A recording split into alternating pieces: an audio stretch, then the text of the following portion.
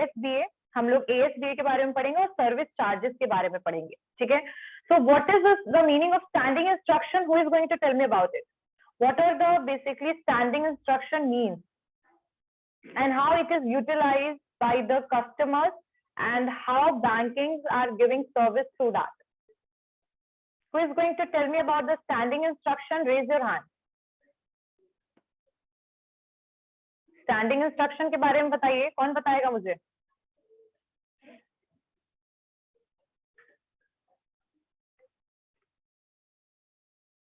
Yes Priya. Ma'am, these instructions are given by the customer to the banker for dealing with the finance. Financial जो भी आपकी dealings होती है उसके लिए Yes, फाइनेंशियल स्टैंडिंग, ये स्टैंडिंग इंस्ट्रक्शन दिया जाता है। Next Ma'am, in which the banker do the payment or receive the finance on the behalf of the customer. Very good. So basically standing instructions are those instructions which is, yes Ashutosh?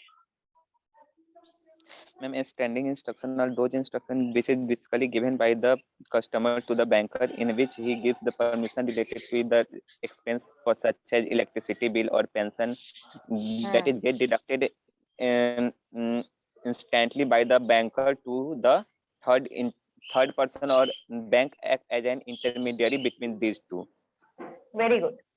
So standing instructions are those instructions which is provided by the customer to the bank. And why they are providing such kind of instruction? For the frequent payment and whatever related with the financial dealing, और वो जो हर महीने उनका आपका deduct होता है, जैसे premium हर महीने डिडक्ट होना है, that is a payment which is made by the customer to the company, right? So in short, the bank is working like a mediator. बिल्कुल बीच में वो एक तरीके से mediator की तरह रहता है, आपके अकाउंट से पैसा डिडक्ट करेगा और उसको कंपनी के अकाउंट में डिपॉजिट करेगा। The same thing is in the case of the receiving, मतलब जब हम पेमेंट रिसीव करते हैं वही सेम चीज होगा, कंपनी के अकाउंट से पैसा डिडक्ट करेगा और कस्टमर के अकाउंट में डालेगा। जैसे मान लीजिए पेंशन मिल रहा है, गवर्नमेंट की तरफ से पेंशन मिल रहा है, तो गवर्नमेंट की तरफ से पेंशन को लेगा कौन? बैंक, और बैंक किसको जाके देगा? वो देगा कस्टमर को। So standing instruction is basically use when you are basically engaged in the regular payment and regular receiving of the amount. Clear हो गई बात? समझ में आ गया सबको? So what is the meaning of standing instruction? Clear हो गया? Yes ma'am. Everyone? Okay. चलिए, next one is Taylor system. Who is going to tell me about Taylor system? Taylor system बताइए। Yes, Ashutosh. Ma'am, Taylor system is an integrated hardware and software system in which a person is sitting in the bank for the instant cash. For example, as we encash the check for traveler check and other check for the up to the amount of 2500 or 200. Sorry, 2500 and 2000. And this facility is basically given by in each and every bank nowadays. Very good. अच्छा, how many of you went to the private banks or the government banks? मतलब कोई भी bank में गए हो? Public bank जो है कोई भी? Yes मैम गए हैं। बैंक में आप लोग जब गए होंगे तो आप लोगों ने सबसे पहला एक काउंटर देखा होगा जिसमें लिखा होगा TELLER, टेलर। अब आप लोग को पता है उनका काम जो है वो क्या होता है? Basically they are useful for collecting the fund. वो पैसे को कलेक्ट करते हैं, ठीक है। कई बार आपको पैसा डिपॉजिट करना होता है तो वो डिपॉजिट भी करते हैं। लेकिन यहाँ पर जो बातें बोली गई है टेलर के बारे में वो ये है कि जो टेलर है they are basically utilise for expediting the small amount. जैसे मान लीजिए पहले क्या होता था कि अगर आपको 2000 रुपए विड्रॉ करने हैं, 2000 रुपीज आपको विड्रॉ करना है, तो for that even you have to do multiple process, ठीक है। नंबर ऑफ पर्सन के पास वो जाएगा फॉर्म एंड फाइनली जाके वो पैसा क्लियर होता था। तो ये जो लॉन्ग प्रोसेस था इसने कहीं ना कहीं आपके टाइम को बहुत डिले कर दिया था, काम बहुत ज्यादा बल्कि कर दिया था बैंक के लिए। इसीलिए इस टेलर सिस्टम को इंट्रोड्यूस किया गया and they are using the software, there are integrated software and hardware which is utilised by the person who is there designated as a tailor, and they are basically what they are doing, they are basically providing you the small amount जो पहले इतना time taking था वो अब small amount withdraw करने के लिए आपको टेलर के पास जाने की रिक्वायरमेंट है. When you will provide the cheque they are going to give you money on the basis of that, but यहाँ पर कुछ अमाउंट जो है दैट इज लिमिटेड. तो यहाँ पर टेलर जो है they can encash bank rupee, मतलब आपको पैसा वो तभी दे सकते हैं, कैश को आपको तभी देंगे जब आपका जो ट्रैवलर चेक है, ट्रैवलर चेक जब 2500 रुपए तक होगा अप टू 2500, ऐसे सिचुएशन में they are going to in cash, they are going to provide you cash. ठीक है. सेकेंड वन इज, यहाँ पर एक और क्या सिचुएशन है, दूसरा पॉइंट कि आपका जो बैंक ड्राफ्ट है, अगर वो बैंक ड्राफ्ट है तो वो भी 2000 रुपीज तक होना चाहिए, उससे ज्यादा नहीं. ठीक है. तो अप टू 2000 रुपीज आपका बैंक ड्राफ्ट होगा तो आपको वो तुरंत से इंस्टेंट कैश आपको वो प्रोवाइड कर देगा. ठीक है. Earlier we have to move toward the various, बोल सकते हैं वेरियस काउंटर जाना पड़ता था, कई बार टाइम लगता था, डिले होता था, लोगों तक पास होता था, तो सारी सिचुएशन जो वो सिस्टम जो है वो कहीं ना कहीं रिड्यूस हो गई. लेकिन यहाँ पर याद रखिएगा कि it is only suitable for the small amount, it is not for the large amount. अगर आज भी आपको लार्ज अमाउंट अगर इन कैश कराना है तो उसके लिए भी आपको प्रॉपर सिस्टम ही फॉलो करना पड़ेगा. बट छोटे मोटे अमाउंट के लिए we can go to the teller counter, right. And अगर हम बैंक ड्राफ्ट की बात करें तो that is up to 2000 rupees. And for gift cheques, अगर कोई गिफ्ट चेक है वो भी अप टू 2000, तो that is applicable for the getting cash by the teller system. ठीक है. So it is a prompt payment system in short, मतलब तुरंत से पेमेंट मिल जाए, इसीलिए टेलर सिस्टम को अडॉप्ट किया गया. क्लियर हो गई बात. और इसमें यहाँ पर कुछ चीजों का ध्यान रखा जाता है. क्या है कि जो कस्टमर का अकाउंट है और जो स्पीसमैन सिग्नेचर है, स्पीसमैन सिग्नेचर जो सिग्नेचर बैंक के रिकॉर्ड में हमेशा अवेलेबल रहता है. ठीक है. And the specimen signature are maintained in duplicate, मतलब उनके पास हमेशा अवेलेबल रहेगा. One set is kept by teller wherein the customer's account is maintained on the card. तो एक जो सेट रहेगा वो हमेशा टेलर के पास रहेगा, कस्टमर का पूरा इंफॉर्मेशन टेलर के पास रहेगा. ठीक है. सो दिस इज, और यहाँ अभी तो इसको जो पूरा ऑपरेट किया जाता है दैट इज वाया यूटिलाइजिंग और यूजिंग कंप्यूटर. तो अभी तो कंप्यूटराइजेशन हो गया है, तो teller system is also even, तो बहुत सारे जगह पे जो फंक्शंस हैं that is basically done by the computer instead of teller. और बहुत ज्यादा लोगों की रिक्वायरमेंट यहाँ पर नहीं है. ठीक है. Computers are doing such kind of work in short. चलिए, I think teller system and आपका जो स्टैंडिंग इंस्ट्रक्शन है वो क्लियर हो गया होगा, सबको क्लियर हो गया है. Let's move toward the service charges. Service charges क्या है? अच्छा, how many of you knows about this? Service charges के बारे में किसको पता है? अच्छा, एक क्वेश्चन कि do you think that service charges is vary according to bank? Yes और no? Yes, ma'am. Yes. Service charges is basically determined by the bank and it is vary according to bank. Always remember this. So whenever you will Google these things, you will get the various banks option. Like in Canara Bank, what is the service charges? In ICICI Bank, what is the service charges? You will get the list for that. Okay, let's move toward the service charges. So Reserve Bank of India has deregulated the levy of service charges by the commercial bank. मतलब उन्होंने deregulate किया है service charges को, जो commercial bank जो है वो लेती है. ठीक है. यहाँ पर जो चार्जेस हैं that is basically the decision which is taken by the individual bank. ठीक है. जो भी इंडिविजुअल बैंक के बोर्ड ऑफ डायरेक्टर्स हैं they are basically going to decide about the service charges. तो यहाँ पर बैंक को क्या क्या एडवाइस दिया गया है? Bank have been advise to ensure their charges are reasonable. तो यहाँ पर आरबीआई कहती है कि जो भी आप चार्जेस लगाते हैं, सर्विस चार्जेस लेते हैं कस्टमर से, वो रीजनेबल होना चाहिए. मतलब आप एक्सेसिव अमाउंट नहीं ले सकते. मान लीजिए 2000 का ट्रांजेक्शन किया और 200 रुपए सर्विस चार्ज आ दिए, नो. तो दैट सर्विस चार्जेस जो भी लगाएंगे आप, दैट विल बी रीजनेबल. तो ये आरबीआई कहता है बैंक को. और वो क्यों कह रहा है? क्योंकि बैंक के पास अपना राइट है सर्विस चार्जेस को फिक्स करने का. तो जब फिक्स करने का राइट है तो कुछ भी फिक्स कर सकते हैं ना. तो इसीलिए गवर्नमेंट आरबीआई ने इनको रेगुलेट किया है. So their charges are reasonable. Charges reasonable होना चाहिए.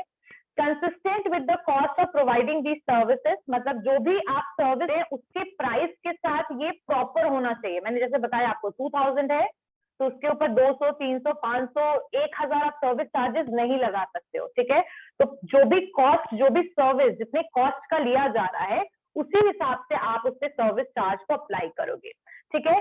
Customer with low value volume of transactions are not penalise, और बहुत एक्सट्रीम लो अगर कोई अमाउंट जो है वो मतलब जो भी सर्विस ले रहा है बहुत ही लो अमाउंट का, मान लीजिए 50 रुपीज का, 60 का, 80 रुपीज का, तो ऐसे सिचुएशन में आप सर्विस चार्जेस नहीं लगाओगे, ठीक है। तो एक्सट्रीम लो अमाउंट और लो वैल्यू का ट्रांजेक्शन पे you don't take the service charges. So these instructions are given by the RBI to the banks. ठीक है? In order to ensure the transparency in the banking services, RBI has advised banks to display and update on their website the detail of these charges. And I told you even about this, that when you will do what are the services of ICICI, when you are going to Google it, you will get the whole list about it. तो यहाँ पर RBI कहता है कि आपको transparency maintain करना है। ऐसा नहीं है कि at the time of transaction we are able to see that how much amount is basically deducted from my account as a service charges. So before that even you have idea that कितना मेरा charge लगेगा अगर मैं ये service लेता हूँ तो इसी वजह से यहाँ पर आरबीआई ने इनको ट्रांसपेरेंसी मेंटेन करने बोला है और इनको अपने साइट पर डिस्प्ले करना पड़ेगा सर्विस चार्जेस के परसेंटेज और अमाउंट। क्लियर हो गया? यहाँ तक सबको समझ में आया सर्विस चार्जेस? Yes ma'am. तो सर्विस चार्जेस बेसिकली क्यों लिया जाता है? When we are doing the transaction and when we are doing the payment to the third party. So in that situation what when we are using that bank for doing the payment which I told you कि form में भी आपके service charges जो हैं वो लगाए जाते हैं, ठीक है। आपके फॉर्म जो होते हैं उसमें भी सर्विस चार्जेस जो है वो क्या होते हैं, लगाए जाते हैं, ठीक है। Just wait for a sec. Form fill करना होता है, रेलवे टिकट्स लेना होता है, जब कोई थर्ड पार्टी के लिए पेमेंट करना होता है, इस तरीके से सिचुएशन में क्या होता है ना कि आपका कुछ सर्विस चार्ज लगता है, क्योंकि आपने क्या किया, आपने बेसिकली कुछ बैंक को यूज किया अपने पेमेंट पर्पस के लिए, एयर टिकट लेना होता है, तो इन सब चीजों में सर्विस चार्जेस अप्लाई होता है। तो बैंक, ये यहाँ तक तो समझ में आ गया कि आरबीआई ने क्या बोला है बैंक को। And these charges also be displayed in the local languages also, मतलब जो ब्रांच है आपका वहां पर लोकल लैंग्वेज में भी इसके बारे में आप प्रॉपरली डिस्प्ले करेंगे लिख करके, ताकि जो लोग हैं, जैसे कि मान लीजिए कि अगर हम बिहार का एग्जाम्पल लें तो यहाँ पर बहुत सारे ऐसे एरियाज हैं जहाँ पर मैथिली बोली जाती है, बहुत सारे एरियाज हैं जहाँ पर भोजपुरी बोली जाती है। तो ऐसे सिचुएशन में जो ब्रांचेस होंगे जो इन सारे जगह पे लोकेटेड हैं, उन्हें लोकल लैंग्वेज में भी इसके बारे में पूरा विवरण मतलब डिटेल जो है वो देना पड़ेगा। आई बात समझ में? क्लियर हो गया सबको यहाँ पर? Everyone? Yes ma'am. Okay, yes ma'am. चलिए कैमरा टर्न ऑन कीजिए। अब और चीजें क्या बोली गई हैं सर्विस चार्जेस के बारे में। ऑन जुलाई 1, 2013, मतलब 2013 की बात है, the Reserve Bank of India directed that banks not discriminate between their customers and follow a uniform and transparent pricing policy. It means कि अगर आप कोई भी कस्टमर के बीच में मतलब कोई भी डिस्क्रिमिनेशन नहीं करेंगे। जैसे एग्जांपल के लिए अगर प्रिया ने यहाँ से मनाली का टिकट लिया एग्जांपल में मानो, तो इस पर 50 रुपीज सर्विस चार्ज लिया गया है, और अगर राजवी भी जा रही है उससे अगर 100 रुपीज लिया गया है, तो this is known as discrimination. So for the same service, you cannot charge the different prices or service charges. ठीक है? तो आप कोई भी कस्टमर के बीच में डिस्क्रिमिनेशन नहीं करोगे, ठीक है? तो this notification is also given by the RBI to the banks. ठीक है? और उसको यूनिफॉर्म रखोगे, और मतलब एक जैसा रखोगे एक ट्रांजैक्शन के लिए सारे कस्टमर्स के लिए, ठीक है? And even they are not discriminate on the basis of the home branch and और for the non home branch. ऐसा है कि मान लीजिए कि मेरा होम ब्रांच है यहाँ के फ्रेजर रोड में BOI में एग्जाम्पल के लिए, that is my home branch. तो बैंक के ब्रांचेस तो और भी जगह पे अवेलेबल हैं, तो ऐसे सिचुएशन में अगर मैं कोई भी सर्विस अगर मैं वहां पर प्रेजेंट भी हूँ, ठीक है, और कोई सर्विस चार्जेस लिया जा रहा है, तो होम ब्रांच और नॉन होम ब्रांच में कोई डिस्क्रिमिनेशन नहीं होना चाहिए कि होम ब्रांच के लिए से हम कम लेंगे सर्विस चार्ज और नॉन होम ब्रांच से हम ज्यादा लेंगे, ऐसा भी नहीं होना चाहिए। On the basis of home branch ये डिस्क्रिमिनेशन नहीं होना चाहिए, ठीक है। और under the core banking solution platform, और खासकर जब हम कोई वो कर रहे हैं, क्या बोलते हैं उसको, जब हम कोई ट्रांजेक्शन कर रहे हैं via using the E platform for anything, तो आपका होम ब्रांच और नॉन होम ब्रांच के बेसिस पे आपका कोई भी डिस्क्रिमिनेशन नहीं होना चाहिए। If a particular service is provided free at the home branch, the same should be available free at the non home branch. अगर कोई कुछ सर्विस ऐसे हैं जो होम ब्रांच में फ्री ऑफ कॉस्ट प्रोवाइड हो रहे हैं, तो वही नॉन होम ब्रांच में भी फ्री ऑफ कॉस्ट होंगे। अच्छा, सर्विस चार्जेस के बारे में मैंने आप लोगों को बता दिया कि जब हम कोई थर्ड पार्टी को पेमेंट कर रहे हैं, जब हम कोई फैसिलिटी ले रहे हैं बैंक से, तो चार्जेस लगते हैं। कई बार ऐसी भी चीजें होती हैं जैसे हम क्रेडिट कार्ड ले रहे होते हैं, ठीक है, कई बार हम कुछ चेंजेस करा रहे होते हैं, रेक्टिफिकेशन करा रहे होते हैं अपने अकाउंट में, तो बहुत सारे रेक्टिफिकेशन तो फ्री ऑफ कॉस्ट है। लेकिन अगर कई बार कुछ फैसिलिटी जब हम लेते हैं, जैसे डीमैट अकाउंट का हमने फैसिलिटी लिया, तो that is a basically additional facility which is provided by the bank. तो ऐसे सिचुएशन में अगर आपने जो डीमैट अकाउंट के लिए अगर आपने अपने नॉन होम ब्रांच में जाकर के बोला, तो ऐसा नहीं होना चाहिए कि होम ब्रांच में अगर वो फ्री ऑफ कॉस्ट है तो नॉन होम ब्रांच में वहां पर पैसे लिए जा रहे हैं। आगे बात समझ में क्लियर हो गया सबको? Okay, now the next point is, okay, so यहां तक सबको क्लियर हो गया? जो चार्जेस होंगे that is levied by the bank on their customer for products and service are called the इंटरसोल चार्जेस। यानी कि जब हम कोई प्रोडक्ट और सर्विसेज लेते हैं और उस पे जब कस्टमर से हम सर्विस चार्ज लेते हैं, तो उसको हम कहते हैं इंटरसोल चार्जेस। तो होम ब्रांच जो है वो is the branch were a customer maintain his account. अगर होम ब्रांच में कस्टमर का अकाउंट है, other branches of the same bank are regarded as the non-home branches. Cash handling charges may not be included under the intersole charges. तो इंटरसोल charges, अगर कोई आप कोई product purchase कर रहे हो, कोई सर्विस ले रहे हो, तो प्रोडक्ट परचेज करना मतलब बैंक का प्रोडक्ट क्या हो सकता है, जैसे आप इंश्योरेंस ले रहे हो, ठीक है, अगर आप SIP करा रहे हो, म्यूचुअल फंड वगैरह, तो वो सब कुछ आपके बैंक के प्रोडक्ट्स हैं। तो अगर ऐसा कोई सिचुएशन है जहां पर होम ब्रांच और नॉन होम ब्रांच पे कोई अगर आप कोई, और उसके ऊपर जब कोई चार्जेस लगता है, जब हम कोई प्रोडक्ट परचेज कर रहे हैं, सर्विस ले रहे हैं, और उसके ऊपर जो चार्जेस लग रहा है, इसको यहाँ पे इंटरसोल चार्जेस भी कहते हैं, ठीक है। चलिए, तो आई गेस सर्विस चार्ज क्या है सबको क्लियर हो, राइट? व्हाट इज इंटरसोल चार्जेस? एंड इंटरसोल charges are charges levied, LEVIED, levied या लिवाइड बाय द बैंक, ये बैंक के द्वारा लिया जाता है, by the bank to cover the cost of extending services to the customers, extending services to the customers.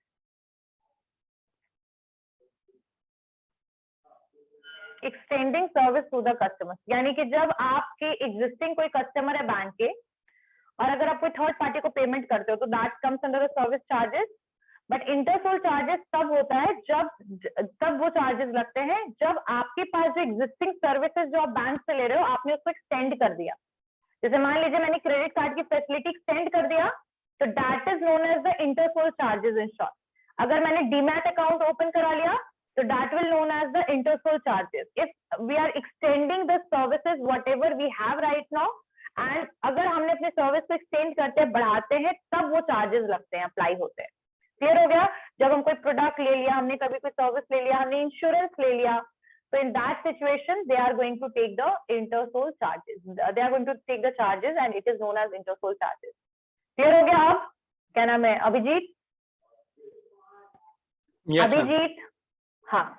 The service charges, intersole charges is a part of the service charges, but it is particularly with जो भी आपके पास services available है, उससे ज्यादा अगर आप services लेते हो, additional services लेना शुरू कर देते हो, तब ऐसे situation में आपको ये intersole charges जो हैं वो लगाए जाते हैं।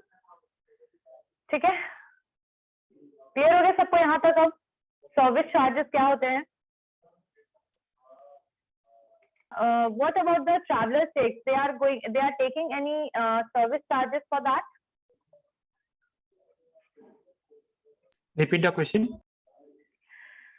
ट्रैवलर चेक्स में क्या बैंक ऐसे ये ट्रैवलर चेक की फैसिलिटी No, देने ma'am. के लिए आपसे सर्विस चार्जेस लेती है? No, ma'am. No, No. ma'am. Very good. What about the cheques? अगर आप चेक बेसिकली लेते Yes, हो ma'am. बैंक से, तो फॉर दैट Yes, ma'am. लेता है. लेती है ma'am. so these are the interpol charges. Clear होगी बात? समझ में आ गया सबको कि Yes, अगर ma'am. जैसे क्रेडिट कार्ड लेते हैं तो भी चार्जेस लेती है थोड़ा बहुत, ठीक है. अकाउंट मेंटेन करने की भी चार्जेस कई बार लेते हैं बैंक, है ना. चलिए, okay, let's move toward the next topic and that is ASBA. ASBA before next लिखिए. ASBA, application supported by blocked amount.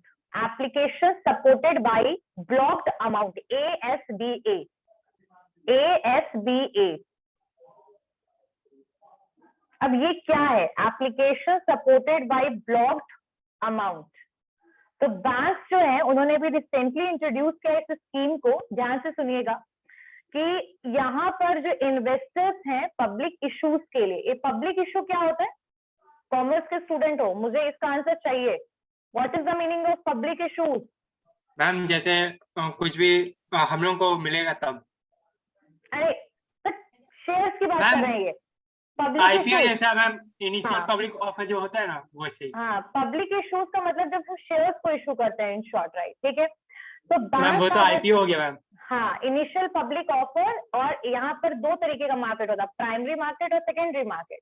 तो प्राइमरी मार्केट में हम वो IPO लेकर आते हैं जहां पर हम फर्स्ट टाइम अपने शेयर को सेल करते हैं, that is IPO. And secondary market where we are doing the transactions of selling and purchasing of the already existing share.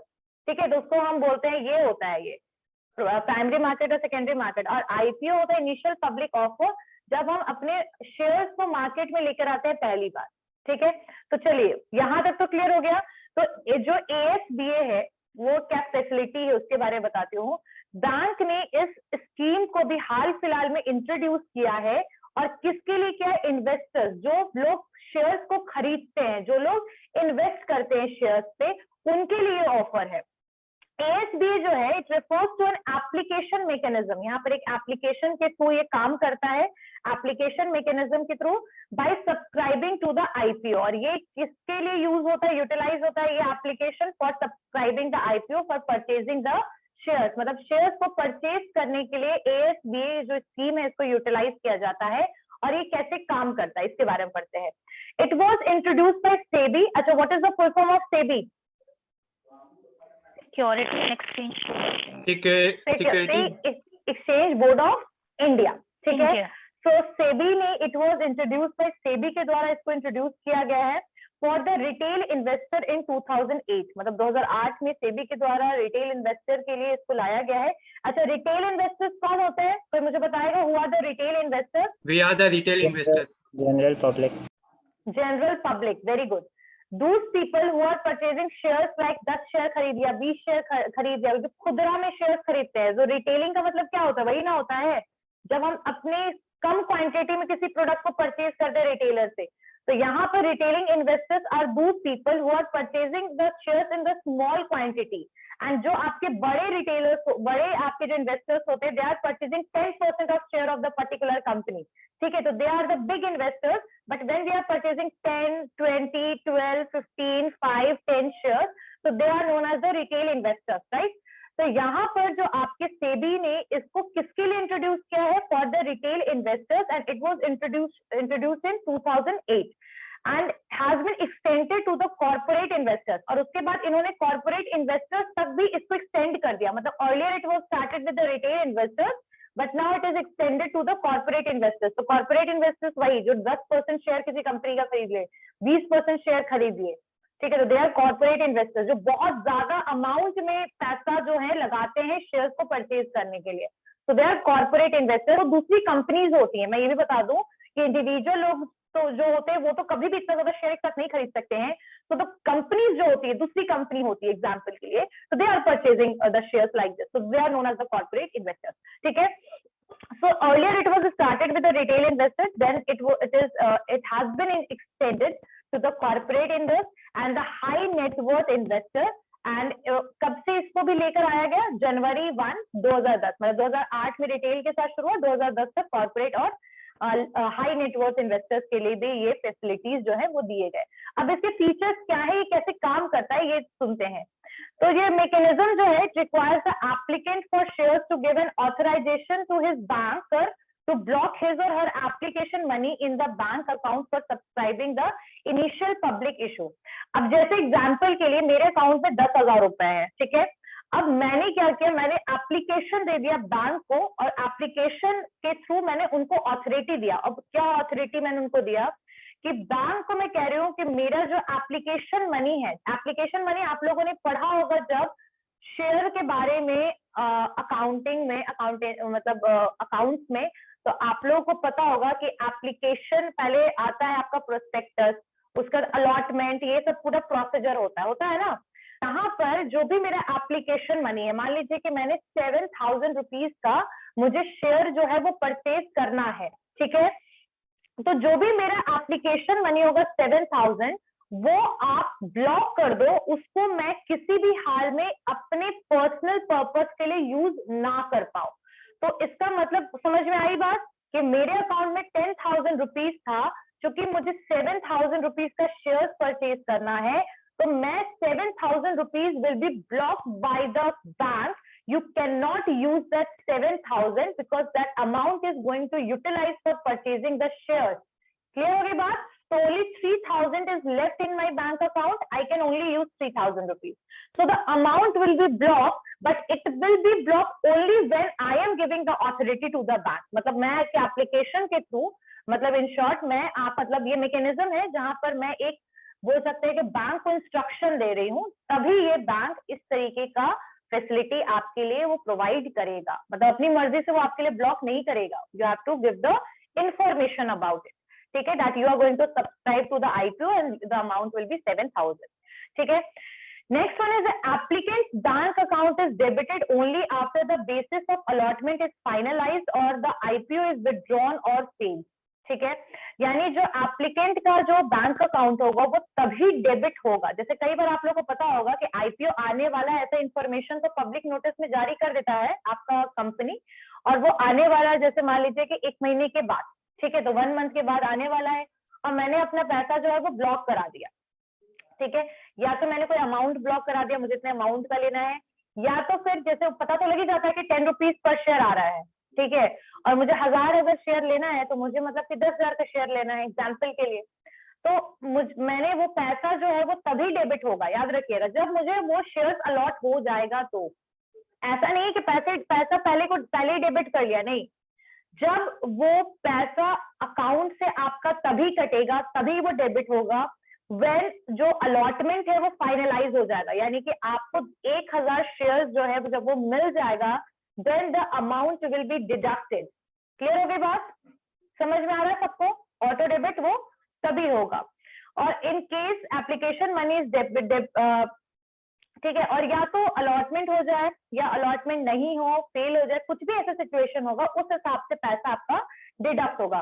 तो पहले परफॉर्मेंस जो भी परफॉर्म होगा वो होगा आईपीओ के थ्रू, उसके बाद बैंक आपके उसके लिए, मतलब उस काम के लिए, उस शेयर्स के लिए पैसे को डेबिट करेगा, ठीक है। In case of the right issue, application money is debited after the receipt of instruction from the registrar। यानी अगर right issues की अगर हम बात करें, ठीक है, just wait for a sec, यहाँ पे एक टर्म जो है यहाँ पर एक्सेप्शनल चीज लगाई गई है, वो क्या है?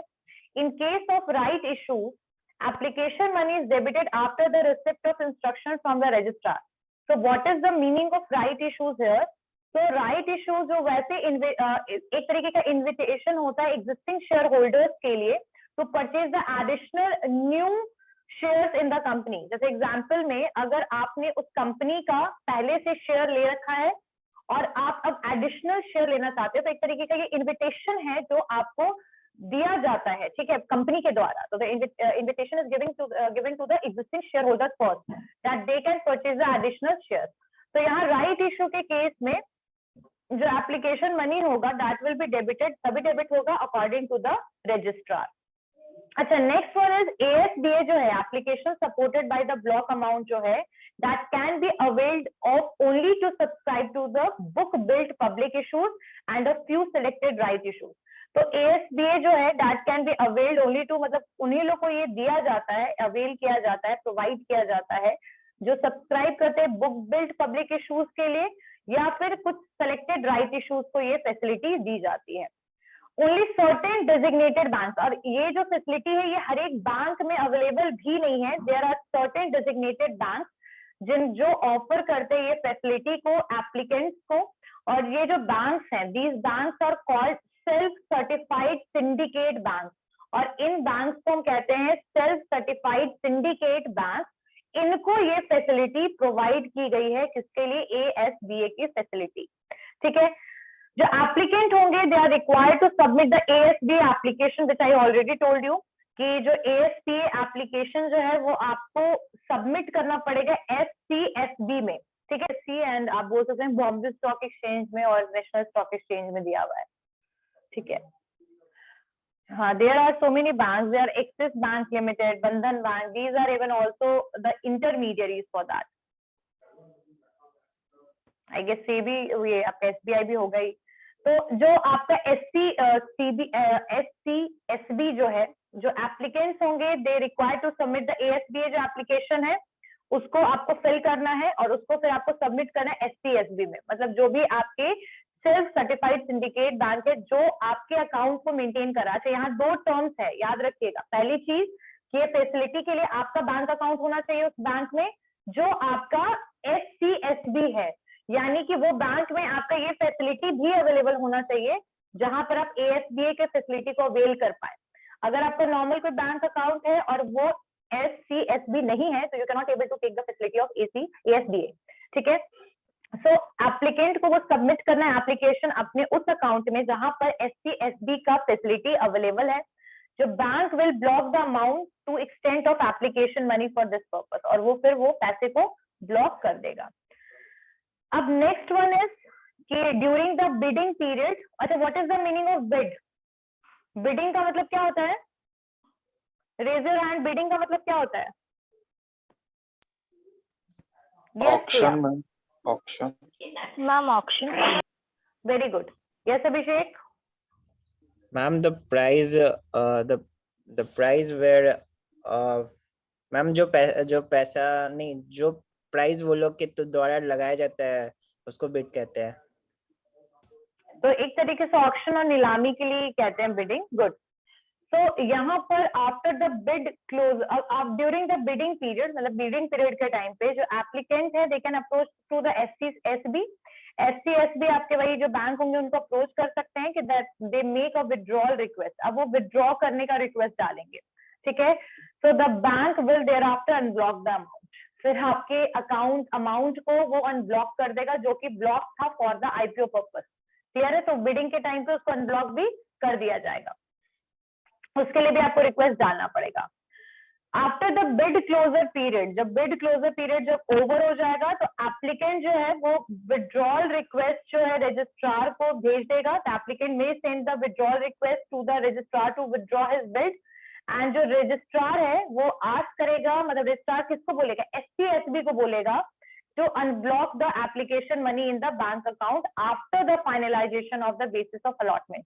यानी कि जब बिड क्लोजर, जब तक बिड चलेगा, आपका बिड वाला सिचुएशन जब होगा, बिडिंग पीरियड जब चल रहा होगा, तब आप चाहें तो आप अपने अकाउंट को ओपन अनब्लॉक करवा सकते हैं।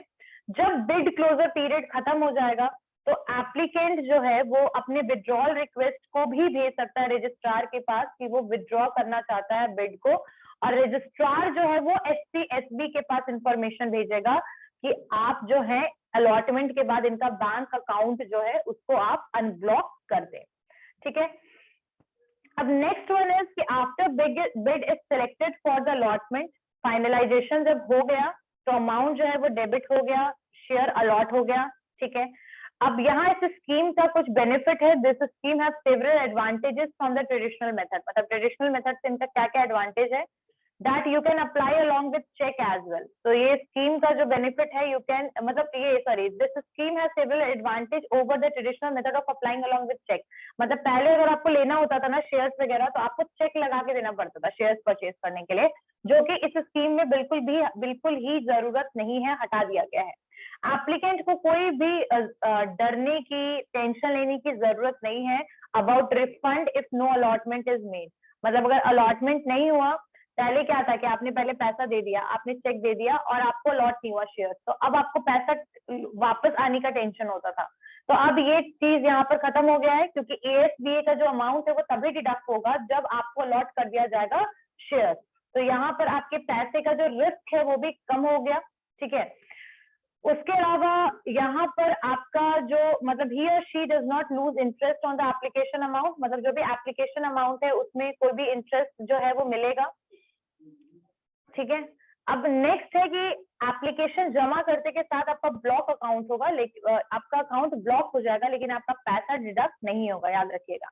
अब ASBA इज नॉट कंपलसरी, मतलब जरूरी नहीं है कि आप ये बेनिफिट लें, कोई कंपलसरी नहीं है कि हर एक पर्सन के ऊपर ये अप्लाइड है, no. It is alternative to the traditional method, मतलब ये ट्रेडिशनल का एक अल्टरनेटिव है, जहां पर आपको बहुत सारा लॉन्ग प्रोसेस करना पड़ता था, वहां पर अब ये चीजें नहीं करनी पड़ेंगी। आप ASBA के थ्रू आप बहुत फास्टली अपनी ट्रांजेक्शन को कर सकते हो, अपने पैसे को ब्लॉक कराइए, पैसे डिडक्ट हो गया। पैसा डिडक्ट अगर हो भी गया, ऐसे एग्जाम्पल में कई बार होता है फेलवर हो जाता है, तो at the time that will be refunded as well. But ये तभी होता है जब आपको अलॉट किया जाएगा ना, तभी आपका पैसा डिडक्ट ही होगा, फेलवर वाले केस में पैसा डिडक्ट होगा ही नहीं।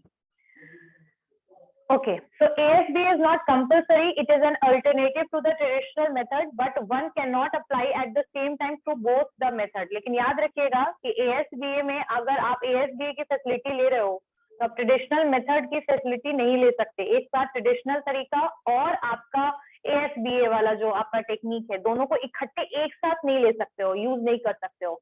ऐसे सिचुएशन में अगर एप्लीकेशन के बारे में मतलब पता लग गया कि मल्टीपल एप्लीकेशन दे रहा है via ASBA and via the traditional technique या traditional method, then may be possible है कि आपका एप्लीकेशन दोनों जगह पे रिजेक्ट हो जाएगा, यानी ASBA के लिए भी एप्लीकेशन रिजेक्ट हो जाएगा, ट्रेडिशनल मेथड के लिए भी आपका एप्लीकेशन रिजेक्ट हो जाएगा। तो आई गेस सबको समझ में आ गया होगा what is the meaning of ASBA, everyone? Yes, ma'am. Yes. Okay, service charges is clear? Yes, ma'am. Okay, तो सर्विस चार्जेस मैंने आपको थोड़ा शॉर्ट में बता दिया था, ब्रीफ कर दिया था। यहाँ पर सर्विस चार्जेस के बारे में दो और छोटे छोटे टॉपिक है, उसको भी डिस्कस कर लेते हैं, ठीक है। Charges for the cash deposit at non home branches, ठीक है। अब यहाँ क्या है कि with the adoption of the banking, ठीक है, कोर बैंकिंग, इंटरनेट बैंकिंग, अब ऑप्शन है, सारे बैंक में लगभग ये फैसिलिटी है। तो जो कस्टमर्स हैं, they are permitted to deposit the cash into their account at any branch other than the branch where the account is maintained, ठीक है। ये चीज मैं आपको इसलिए बता रही हूँ क्योंकि सर्विस चार्ज में जो डिस्क्रिमिनेशन वाली बात हुई थी ना, होम ब्रांच और नॉन होम ब्रांच वाली, उसी के बाद ये पॉइंट आया है। अच्छा, इससे पहले मैं स्टार्ट तो मैंने कर दिया था, लेकिन मैं पूछ रही हूँ फिर से, ASBA समझ में आ गया ना सबको? ASBA क्लियर हो गया ना सबको? प्रॉपरली क्लियर हो गया है, ठीक है। तो next one is charges for the cash deposit at non home branches. तो जब से कोर बैंकिंग सिस्टम आया है, पूरा बैंकिंग सिस्टम इंटीग्रेट हो चुका है, यानी कि अगर आपका अकाउंट यहाँ से लेके मुंबई में भी है, तो you are able to check the balance, are able to do the transaction via utilising the various bank services, right. So यहाँ पर बोला गया है कि जब से कोर बैंकिंग को अडॉप्ट किया गया है, जो आजकल हर एक बैंक में आपको मिलेगा, मतलब हर एक बैंक लगभग अब कोर बैंकिंग फैसिलिटी जो है दे आर प्रोवाइडिंग दैट। तो अगर आप जो है, अगर आप मतलब कोर बैंकिंग अडॉप्ट हो चुका है, तो अब आपको कैश डिपॉजिट करना, जैसे मान लो कि मुझे 10,000 रुपीज डिपॉजिट करना है और मेरा जो अकाउंट है that is in Delhi, so I don't need to go to that place for depositing the amount because my home branch is in that place. It doesn't mean that I just need to go there. I can do that in the Patna के भी किसी branch से I can deposit the cash. Clear हो गई बात, समझ में आया? So with this core banking facility, customers are permitted to deposit his cash into the accounts at any branch. हाँ, लेकिन ये नहीं करना है कि अकाउंट ICICI में तो HDFC में जाके जमा कर रहे हैं, ऐसा नहीं करना है। मतलब अगर आपको अपनी ब्रांच में ही करना है, अपनी बैंक में करना है, और ब्रांच कोई भी हो सकता है, वैरी कर सकता है, ठीक है। They can withdraw the cash from their account at any branch other than the home branch. और अगर उनको डिपॉजिट भी करना है तो किसी भी ब्रांच में कर सकते हैं, बैंक बस सेम होना चाहिए, branch can be differ. And in the situation if you want to withdraw the cash, अगर आप कैश विथड्रॉ भी करना चाहते हो, you can basically do it from any branch other than the home branch, किसी भी ब्रांच में कर सकते हो other than the home branch, मतलब होम ब्रांच में कर सकते हो, बाकी ब्रांच में भी आप कर सकते हो। For depositing cash at non-home branch, banks charge a fee. ठीक है, यहाँ कुछ कंसेप्ट समझ में आया कि जब नॉन होम ब्रांच में जब हम सबमिट करते हैं पैसा, तो कई बार वो चार्ज करता है फी।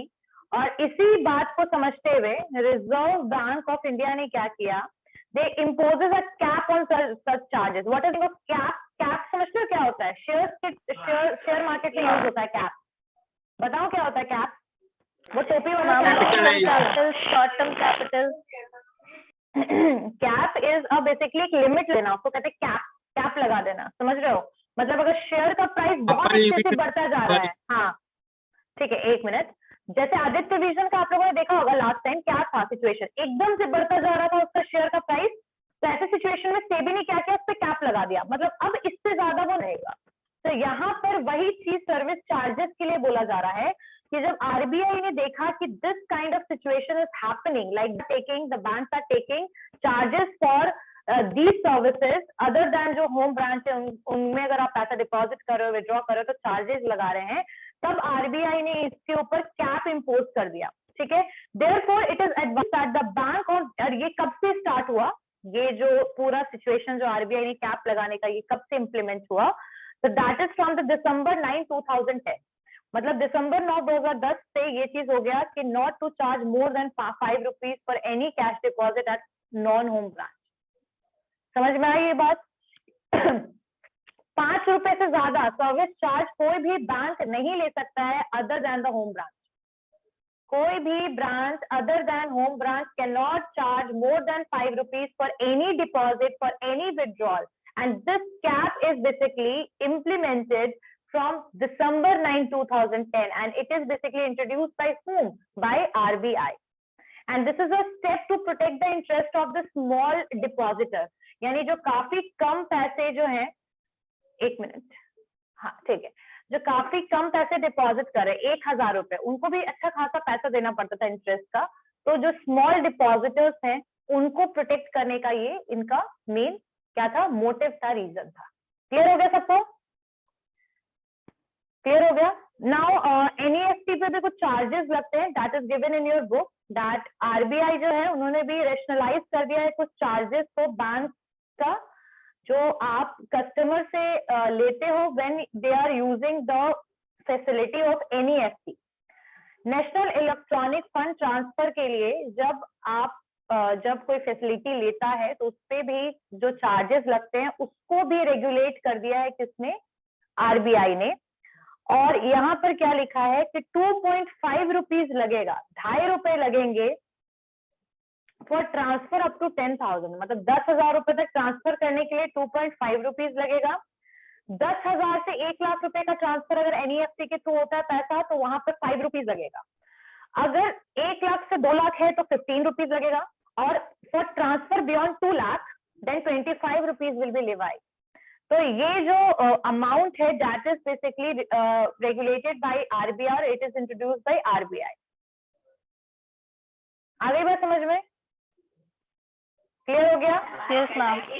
एट प्रेजेंट अगर हम बात करें एनईएफटी की, तो ये आवरली बैचेस के हिसाब से they are operating. There are 11 settlement from 9 AM to 7 PM, मतलब 11 सेटलमेंट होगा on weekdays and 5 settlement on Saturday. मतलब ये कितने सेटलमेंट कर सकते हैं? वीकडेज में 11 और सैटरडे को 5 सेटलमेंट विल बी डन। और जो सेंट्रल बैंक ऑफ इंडिया है उन्होंने has made all NEFT transaction up to 1 lakh free from levy of any charges. जो सेंट्रल बैंक ऑफ इंडिया है उन्होंने एनईएफटी ट्रांजैक्शन के लिए 1 लाख रुपए तक सारे के सारे पैसे मतलब माफ कर दिए, कोई सर्विस चार्जेस नहीं लगेगा। और ये 2012 से स्टार्ट हुआ है, मतलब जुलाई 1, 2012 से सेंट्रल बैंक ऑफ इंडिया जो है, they are basically given this facility NEFT transaction free of cost up to 1 lakh rupees, ठीक है। एंड इट वाज कब से आया है? जुलाई 1, 2012 से। आगे बस समझ में सबको? सर्विस चार्जेस के सारे पॉइंट्स क्लियर हो गए? सर्विस चार्जेस के सारे पॉइंट्स क्लियर हो गए? Yes ma'am. Yes, ma'am. Okay, so the chapter is completed, the ancillary services of a banker. अच्छा, एक और चीज मैं पूछना चाहूंगी कि do you have any idea about the withdrawing the amount from the ATM? There is some charges which is taken by the from the banker, by the banker. Bank Yes, ma'am. Bank के द्वारा कोई About- charge लिया जाता है क्या? Yes. About ये 20 मुझे crore. पता है. So let me About tell 20 you. हाँ बिल्कुल, if you will do more than 3 transactions in the another bank ATM, मतलब अगर आप दूसरे बैंक ATM से 3 से ज्यादा ट्रांजेक्शन करते हो तो यू हैव टू पे the service charges for taking the 4th transaction और डूइंग 4th ट्रांजेक्शन, तो आपको वहां पर सर्विस चार्जेस पे करना पड़ता है, ठीक है। और अगर आपने अपने ही बैंक के ATM से अगर आप पैसा विड्रॉ करते हो तो there is 5 time transaction you can do, and after 5 time transaction withdrawing the amount, the 6th time पे they are going to deduct the service charges from your account, मतलब आपके अकाउंट से वो पैसे को क्या कर लेंगे? डिडक्ट कर लेंगे, ठीक है। अभी तक फिलहाल तो यही है, अभी देखते हैं अगर कोई चेंजेस आया होगा तो बताऊंगी। किसी को कुछ पूछना है? No ma'am. Okay, so there are some multiple choice question and I am going to discuss this with you all. चलिए, for issuing a duplicate demand draft, so the question is from draft and we already completed this topic as well. So for issuing a duplicate demand draft, the purchaser is required to submit guarantee of third party, collateral security, raise करना है hand, indemnity bond, undertaking from the payee. For issuing a duplicate demand draft, और duplicate demand draft की जरूरत कब पड़ेगी? जब आपका demand draft खो गया होगा, गुम हो गया होगा, है ना? So for issuing a duplicate demand draft, the purchaser is required Ma'am, to last submit. option. एक मिनट, रेज करके हैंड बोलना है। Guarantee of a third party, collateral security, indemnity bond, undertaking from the pay. Yes Abhijit. Undertaking by pay. Next Abhishek. indemnity bond. Very good. The answer is indemnity bond, which I already told you कि indemnity bond लेना पड़ेगा जिससे third party को कोई नुकसान नहीं है, ऐसा आपको लिख करके देना पड़ेगा, ठीक है। indemnity bond. Next one is the relationship between the hirer of a locker and the banker is that of, किस तरीके का रिलेशनशिप है एक हायरर के पास जो आपको लॉकर हायर करके दे रहा है, और मतलब और हायरर ऑफ अ लॉकर मतलब जो आपको हायर करके दे रहा है और जो ले रहा है, ठीक है। अब इसमें ध्यान देने वाली बात क्या है, सुनिएगा। The relationship between the hirer of a locker and the banker is that of the principal and agent, lessee and lessor, debtor and creditor, pledgee and pledger. Yes, Priya. Ma'am, lazy and laser. Abhijit, ये अभिषेक। Option pleasure and pleasure वाला ma'am. Okay, see the answer is lazy and laser, but in this they are written the example, मतलब इसमें जो इन्होंने दिया है answer that is debtor and creditor. Debtor and creditor दे, तो debtor और creditor जो होंगे वो laser और lazy भी हो जाएंगे, वो pledgee और pleaser भी हो जाएंगे, और principal and agent भी हो जाएंगे। इसीलिए इन सब चीजों को कवर अप करने के लिए जो आंसर होगा that will be debtor and creditor. आई बात समझ में कुछ? मैंने ये बात क्यों बोला आपको? क्योंकि जो डेटर और क्रेडिटर होंगे they are in the relationship like lazy or laser, pledgee and pledger, and principal and agent. That's why the answer will be creditor and debtor. Next one is a debit card holder makes payment for purchases. Debit card जो holder हैं, they can make the payment for purchases after 15 days, after 20 days, after a month, immediately through his account. Raise your hand. A debit card holders make payment for purchases after 15 days, after 30 days, after a month, immediately through his account. Yes, Priya? Ma'am, immediately through his account. Abhijit? Immediately through its account. Ma'am question क्या था ma'am? एक minute. अभिषेक? Option D ma'am, immediately through his account. Ashutosh? Ma'am option D immediately. Very good. तो जो debit card holder, a debit card holder makes payment for purchases, यानी कि जब आपने कोई सामान खरीदा तो क्या आप डेबिट कार्ड से पेमेंट कब कर सकते हो? 15 दिन के बाद, 20 दिन के बाद, 1 महीने के बाद, या तुरंत से पेमेंट कर सकते हो? At the moment. Definitely immediately. हाँ, at the moment immediately to his account. अच्छा, ASBA, अभी तो हमने जस्ट ये टॉपिक किया है, तो this is the last question. ASBA can availed of, ASBA can availed of option A, in case of public issues at a premium only. Option B, in case of book built public issue only. C, in case of right issues only. D, in case of B, book built and selected right issues. What will be the answer of this? Abhijit, yes? Ma'am D. Yes, Abhishek? Option D ma'am. Very good. So the answer of this will be answer D. क्यों होगा? क्योंकि right issues के लिए और book built के लिए, जो मैंने आपको ये लाइन बताया भी था कि that is ASBA we can avail. Okay, so we already discuss the question. And आप मुझे बताइए, इसमें कोई भी टॉपिक में कोई भी डाउट है? NCLT service of a banker में किसी को भी कुछ पूछना है, कोई डाउट हो नो जो समझ नहीं आया? Safe custody, locker, travellers cheque, demand draft, debit card, credit card, everything we completed. किसी को भी कोई डाउट है जो नहीं समझ में आया? सर्विस चार्जेस, स्टैंडिंग इंस्ट्रक्शन, सब कुछ कर लिया हम लोगों ने. Anyone have any doubt? No No, ma'am. ma'am. Okay, so I just want to ask you all कि we can 1, 2 and 3. So from the next class we are going to be good. तो हम लोग फिर next class में revision